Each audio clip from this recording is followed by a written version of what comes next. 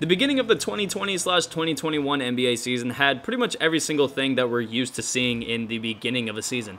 We saw teams who were adding new faces to their roster win some big games. We saw some teams who were bringing back most of their rosters win some big games as well. And we saw some teams, some very below mediocre teams like the Chicago Bulls, get completely ran out of the building by the Atlanta Hawks.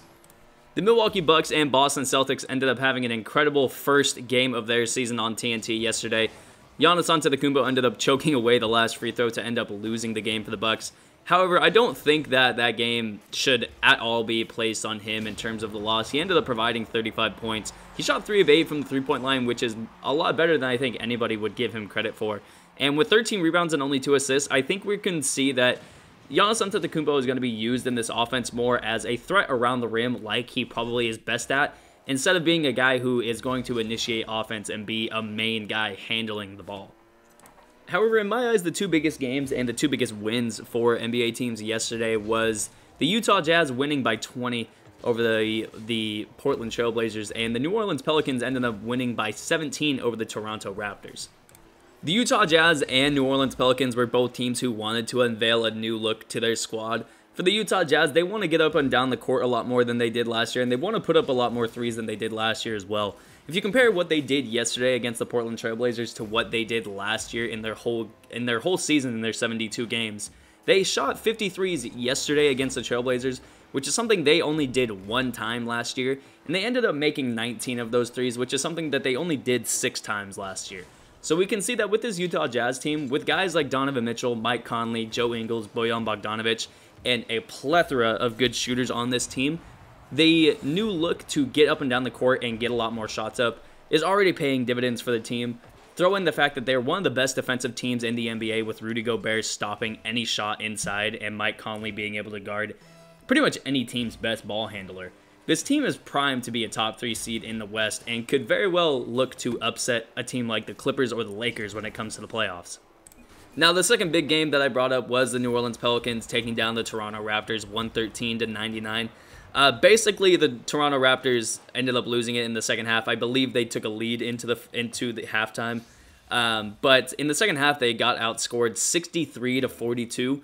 And we can see that the Stan Van Gundy team, or at least how Stan Van Gundy is going to use many of these guys, he's not going to make Zion take any threes. He didn't shoot any threes yesterday. Him and Steven Adams actually paired up down low is an offensive rebounding nightmare for other teams. We saw Zion and Steven Adams get some offensive rebounds. They had 6 between the 2 of them. And Lonzo Ball and Eric Bledsoe, I think the biggest thing for this team was the fact that Lonzo and Eric Bledsoe both shot 4 of 8 from the three-point line. And if it's not really conceivable that those two can be a 50% three-point shooter for the entire year, but if they're anywhere from the 38 to 44% range, what that does for this team in terms of having somebody like Zion who's going to eat up any offensive rebound that he can, someone like Steven Adams who also can get a lot of offensive rebounds, having 2 guys like Lonzo and Eric Bledsoe who can shoot very well if they do shoot very well and take anybody off the dribble that they want, this team offensively is almost unstoppable. Brandon Ingram was also pretty much the guy who stole the show for the New Orleans Pelicans. He put in 24 points, 11 assists, and 9 rebounds, as well as chipping in 3 steals and a block as well. He only had 3 turnovers and 2 personal fouls, so not only was he helping his team, he had a triple-double basically, and he was a defensive menace. He wasn't turning over the ball and causing a lot of fouls, which kept his team, in a good flow in the offense and kept his team really without any hiccups, and we saw why. I mean, he was a big reason why they ended up having that 14-point win in Florida against the Raptors. Now, for these 2 teams, the New Orleans Pelicans and the Utah Jazz, going into this year, I don't really think many people had big expectations for them. Both the Pelicans and the Jazz didn't really have the big name addition that many other teams around the league had. I mean, you look at the Lakers, their big names, they added Schroeder, they added Harrell, they added Gasol. Look at the Clippers, they added Ibaka, they added Luke Kennard. They added a lot of guys, but teams like the Jazz and teams like the Pelicans, they didn't really add much. The Pelicans ended up bringing back Derek Favors, who, even though he didn't play with the Pelicans last year, he played with the Pelicans since he was 19 till about he was 27. So he's been within that system in the franchise for a long time. The Pelicans' big name free agent, or I guess big name trade acquisition, was Steven Adams. However, I don't know if Steven Adams is a guy that is viewed around the league as a guy who's going to push the scale for a title contending team. Now, I don't necessarily think that the New Orleans Pelicans are going to be a Western Conference threat. However, if they have Brandon Ingram able to average close to a triple-double, or at least be a guy who can consistently get close to a triple-double, and have Zion Williamson pitch in about 15 and 10 with Lonzo and Eric Bledsoe shooting 40 to 50% from the three-point line, this team is almost, like I said, unstoppable on the offensive side of the ball. They also have guys like J.J. Redick and Josh Hart off the bench. Jackson Hayes and Nikhil Alexander-Walker are some young guys, but they're probably going to have a tough time earning minutes for Stan Van Gundy. However, their top 8 in their rotation is a very good 8. It's not a top, it's not a top-tier rotation. However, they have guys who are top-tier players in their own right, like Brandon Ingram and Zion Williamson. Steven Adams is still one of the best big men in the NBA with how well he can defend the rim and how well he can get rebounds. So this team is probably going to be in that, if they do end up cracking the playoffs, they'll probably be in that 5, 6, 7 range. But like I said, they could be a team offensively who gives threats to every single team that they face. And like the Utah Jazz, could upset a team in the first round of the playoffs. Now, the Utah Jazz are a team that I don't think has the ability to say that this is a year like the New Orleans Pelicans can, where they can say that they want to just crack the 5 to 7 range for the NBA playoffs and maybe upset a team.